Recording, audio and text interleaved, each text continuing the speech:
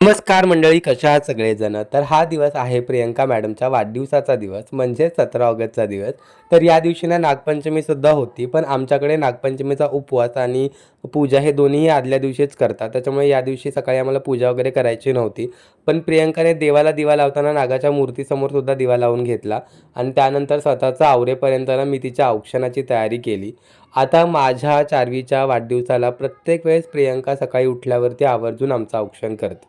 मग आता आज तिचा वाढदिवस आहे म्हटल्यावर तिचा नवरा म्हणून तिचं औक्षण करणं हे माझं कर्तव्य आहे, नाही का?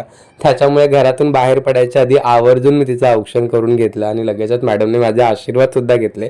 उदंड आयुष्य लाभू देत तिला. आता तुम्हाला तर माहिती आहे की तिचा वाढदिवस आम्ही बाहेर सेलिब्रेट केला, हे तुम्ही आमच्या व्हिडिओमधून ऑलरेडी बघितलंय.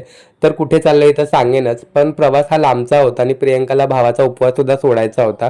त्याच्यामुळे म्हटलं जायच्या आधी तिचा फेवरेट नाश्ता करून घेऊया आणि मग आम्ही पोचलो ठाणा स्टेशनला. आणि ठाणा स्टेशनवरची आणि ट्रेनमधली गर्दी पाहून ना प्रियंकाला थोडा वेळ टेन्शनच आलं होतं. पण लकीली आम्हाला जिकडे जायचं होतं त्या ट्रेनमध्ये गर्दी नव्हती कम्पॅरेटिव्हली, त्यामुळे आम्हाला आरामात बसायला जागा मिळाली. आता आम्ही कुठे चाललोय ते सांगतो. तर आम्ही प्रियंकाचा वाढदिवस सेलिब्रेट करायला कर्जतला चाललोय, कारण तिकडे मी प्रियंकासाठी एक छान असं रिसॉर्ट बुक केलं होतं 2 दिवसासाठी. आणि खरंच कर्जतचं वातावरण इतकं भारी होतं ना.